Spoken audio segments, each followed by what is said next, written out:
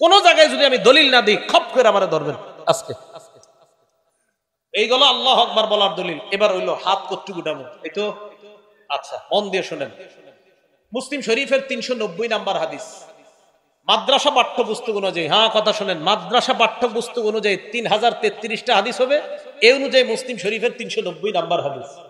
এই হাদিসে আসছে রাসূল আকরাম সাল্লাল্লাহু আলাইহি সাল্লাম যখন নামাজ শুরু করতেন কাব্বারা আল্লাহু আকবার বলতেন, ওয়া রাফা ইয়াদাই, হাত উঠাইতেন।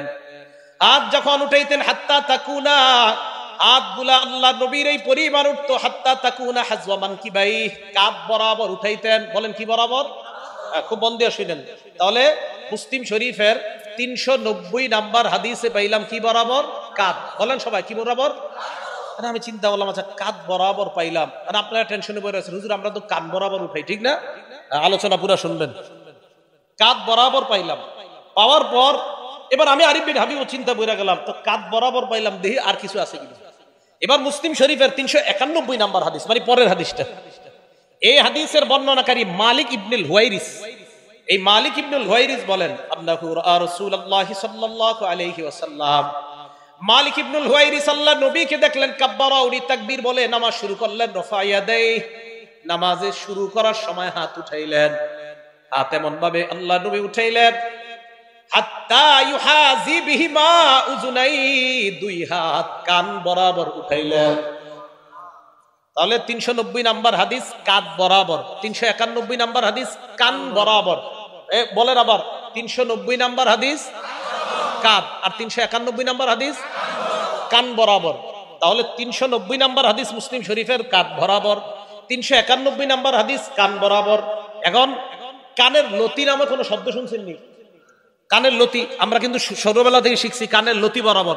এখন টেনশনে পড়ে গেলেন আপনারা, হুজুর লতির কথা কই পাইছেন? এই প্রশ্ন করেও লতির কথা এই 391 নাম্বার হাদিসের শেষে আছে মুসলিম শরীফ।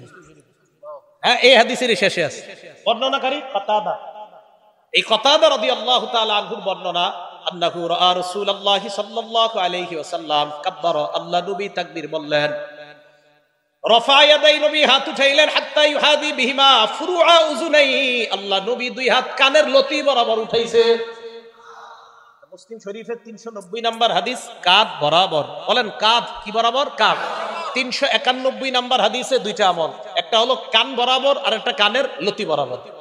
এখন আসেন হুজুর কাঁধ পাইলাম, কান পাইলাম, লতি পাইলাম, আপনারা আবার বক্তব্যে শিখান যে দুই হাতের বৃদ্ধাঙ্গুলি লতি বরাবর থাকা, এটা কই পাইছেন?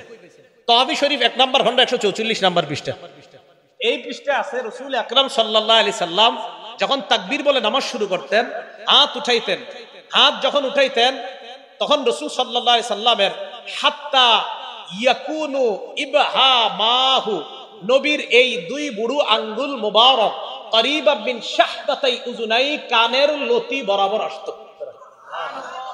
এখন আসেন, এখন প্রশ্ন হলো হুজুর কাঁধ মানবো না কান মানবো না লতি মানবো? এটা হলো প্রশ্ন। আমি আরিফ বিন হাবিব বলবো আমি এমন এক আমল করবো যে আমলে নবীর 3 হাদিসের উপর আমল হয়। এখন আমার দিকে তাকান, আন্দাজি ঠিক করেন না, বুঝা শুনে করেন। এই দেখেন বুড়ো আঙ্গুল কানের লতি বরাবর আছে। আমার দুই হাতের তালু দেখেন কাঁধ বরাবর। দুই হাতের তালু কি বরাবর? বুড়ো আঙ্গুল কি বরাবর? লতি। আর দুই হাত কান বরাবর। তাহলে লতি বরাবর হাত উঠাইলে কাদের হাদিসের আমল হয়? কানের হাদিসের উপর আমল হয়, লতির হাদিসের উপর আমল হয়।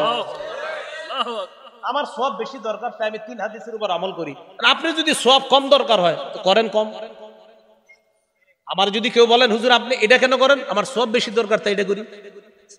এটার নামই হানাফি মাযহাব। এটার নাম কি মাযহাব? হানাফি মাযহাব। এটা মনে করে নতুন ধর্ম। তাহলে হাত উঠাইলাম,